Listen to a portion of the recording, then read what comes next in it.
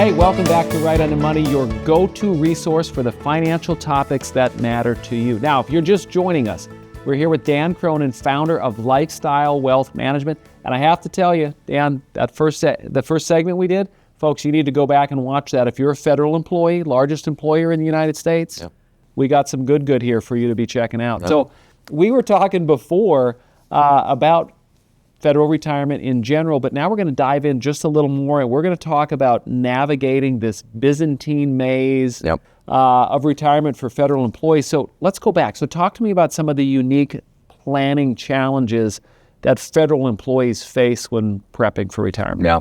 So some of the biggest ones are the incomes from your years of service, incredible history, enough to get you through retirement?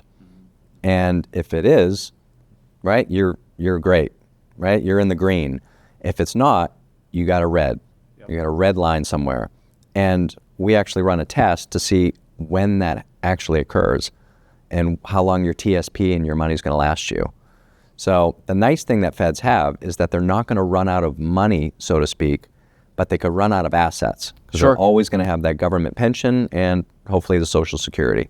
So how do you navigate this though? Because in the last episode you dropped several acronyms, and you dropped what I love. What I love is that you have this is second nature to you. Which if I'm a federal employee, that would make me feel really good because this is talking your language. Exactly. This is my first retirement rodeo, but you've done this. You've helped thousands of people retire successfully. Yeah, we've lost count. Nice. That's a good thing to do. So how can federal employees maximize or optimize their TSP contributions to align with their retirement goals? How do they do that? Yep. So it really comes down to how much do you have per pay period. There's 26 pay periods in a year for them, and you can contribute any amount up to the maximum, and that's changing every year.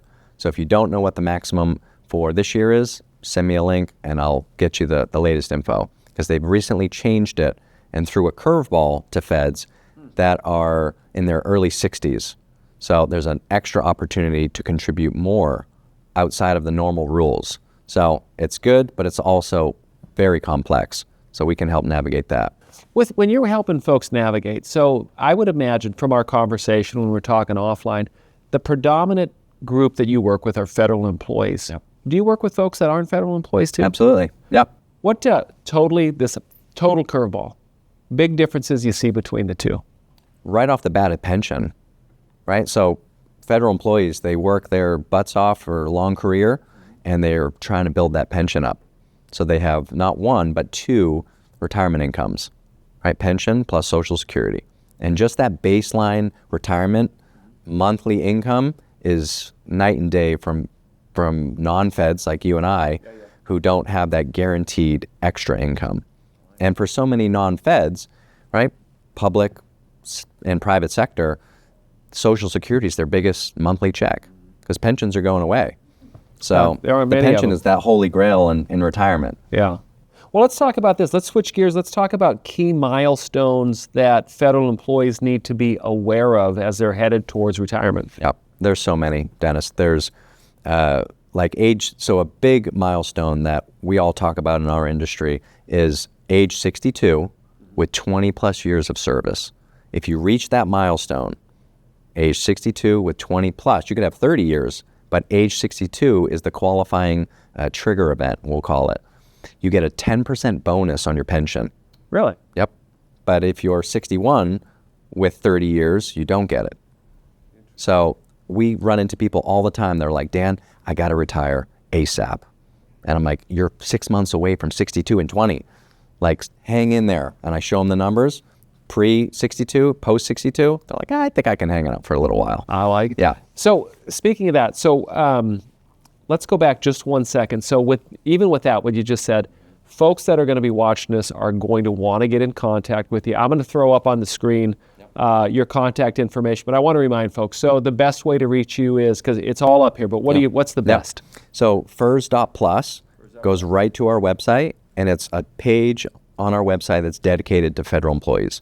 It talks about our FERS Plus procedure, our upcoming workshops, resources that we offer. We offer a bunch of no-cost, items and services to the federal marketplace. So if they want to talk to you, though, should they phone, Yep. shoot you an email, or Phone or text or email. Okay, okay. So one, you said First Plus. We're going to come back to that here in just a second. But something that's on everybody's mind all the time is healthcare. And so, what role does that play in retirement for federal employees? But then also, what should they know about it? Yeah, great question. So healthcare is a big one. The FEHB, Federal Employee Health Benefits, are a huge benefit. And this is one benefit that the government really dialed in. And it's about 72% subsidized while you're working, and they also subsidize the premium in retirement. The downside is, and this is one of those little planning items, is the after-tax treatment. So while feds are working, they're paying into it without being taxed on those dollars. That flips in retirement. So it's now you get a check, you're taxed, and then you pay your premium. And the, we'll call it like the 10-year average cost increase is like almost 5% per year. And COLAs, cost of living adjustments on pension and Social Security, are like 2 and 3. So they're not keeping up with the cost, the ever-increasing costs per year of the FEHB premiums. That's interesting. So that's a big one to keep in mind. Now, I feel like with all these choices and all these benefits that there's going to be a lot of choices and a lot of opportunities for errors if you're out there. Today's day and age, everyone wants to do it themselves. And we're going to hit those in a little bit, but tell me a little bit, maybe as somebody from outside this world, some of the lesser known benefits or options that federal employees that even they overlook. Yeah. So cost increases, a lot of these are about the decision to either keep a benefit, reduce it, or drop it completely.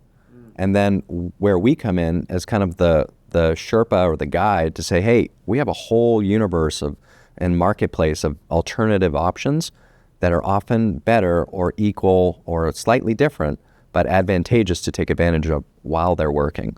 Because you never want to drop a benefit and then try to find something after the fact. That's right.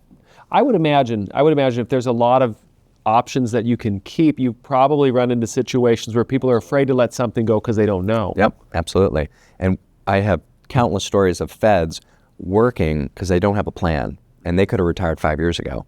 And that is the best news when I say, do you want to retire now? Can I? You can, and here's how.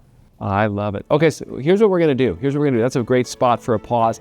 We're going to come back and we're going to talk about I'm going to tease this. We're going to talk about addressing surviving spouses needs. We're going to talk about special considerations. We're also going to talk about something Dan mentioned, which was FERS Plus procedure. So I'm very curious to dive into that. So again, remember, if you like the show, please do us a favor, squeeze the like button, click subscribe so you don't miss a single episode. We'll see you back here in just a second.